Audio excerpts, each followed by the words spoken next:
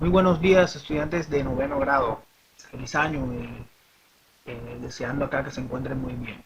En el día de hoy vamos a iniciar este proceso de las clases virtuales, pues, con un tema que se llama contenidos básicos de grado noveno, es decir, viene siendo un repaso, un pequeño repaso de lo que se vio en el año anterior en su octavo grado que lo hicieron a satisfacción. ¿Qué vamos a trabajar? Vamos a trabajar el concepto de medir, a repasarlo, lo que es una medida directa, indirecta, algunos instrumentos de medida para recordar esa parte de las magnitudes y todas esas cosas. Luego vamos a ver, dentro de todas las magnitudes que podemos ver el año pasado, vamos a estudiar o a repasar las magnitudes escalares y vectoriales. Y por último vamos a terminar de repasar con un tema que se llama características de un vector. Entonces, esperando que todo esto, pues, este nuevo año sea de mucho beneficio para todos, pues comenzamos. Primero, ¿qué es medir? Medir es comparar un objeto con otro tomado como patrón de medida. El patrón de medida es un instrumento establecido internacionalmente por el hombre, entonces lo que se hace es que se compara cuántas veces cabe ese patrón de medida en el objeto que se desea medir.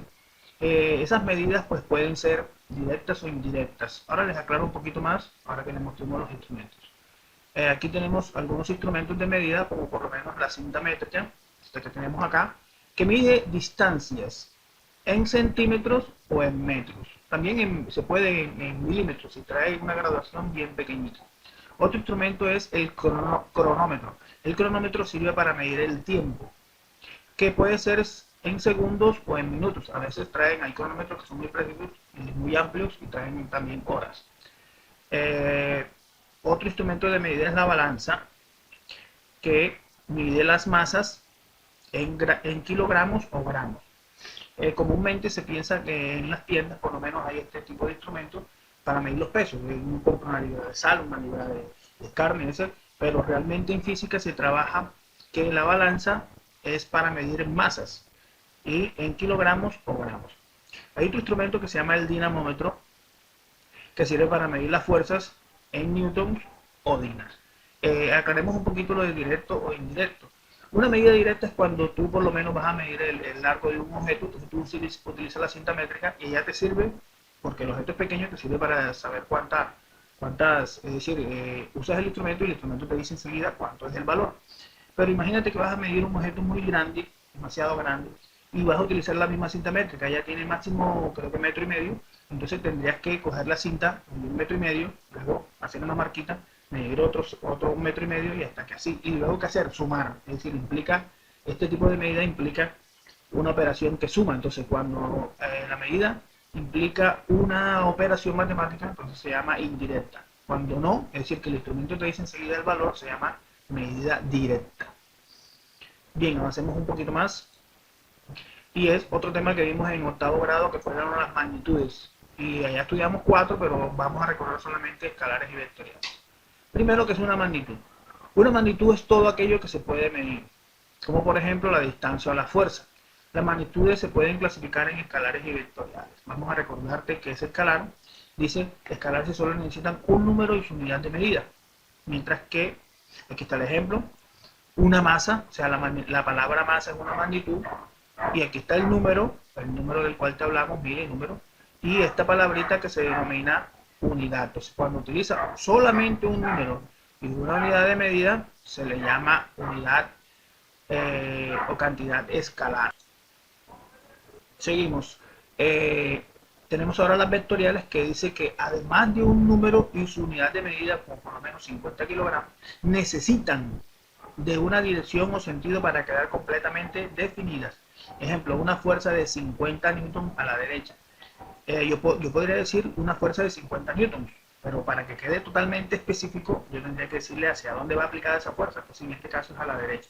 Entonces aquí tenemos número o cantidad, la unidad de medida, la segunda parte, y hacia dónde, o sea, la dirección o sentido. Entonces eso hace que la magnitud sea vectorial. Ok, entonces avancemos un poco más.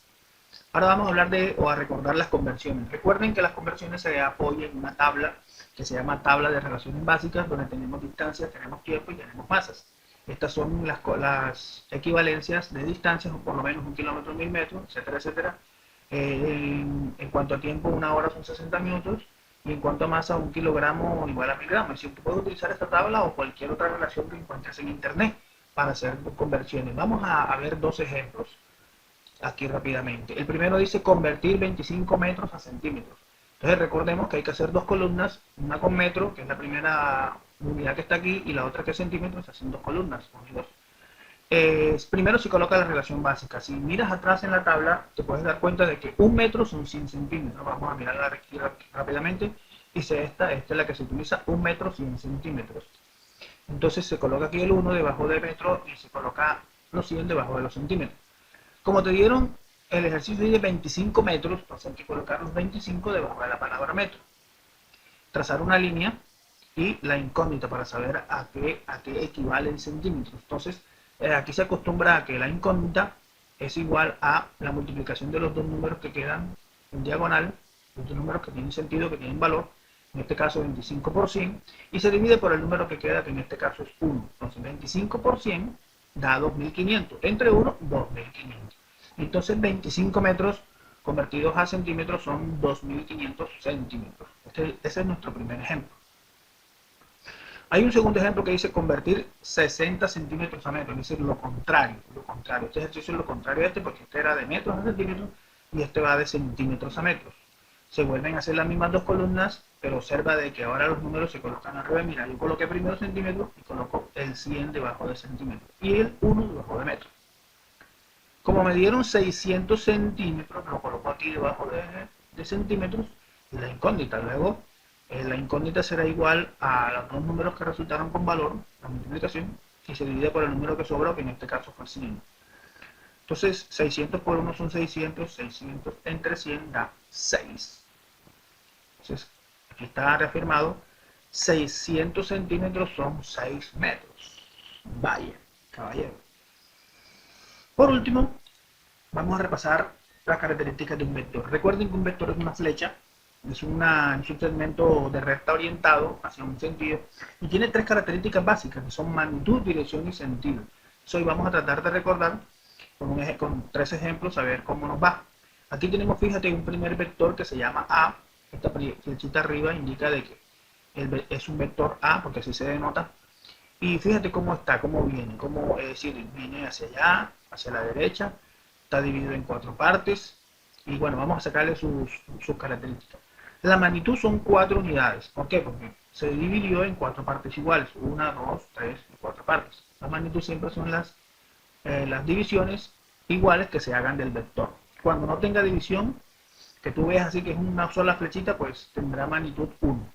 La dirección es 0 porque es un ángulo, es un vector paralelo que va hacia la derecha. Cada vez que el vector vaya paralelo a la derecha, la dirección va a ser 0.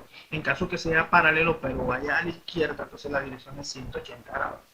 El sentido es hacia la derecha porque tú vas que va hacia nuestra derecha.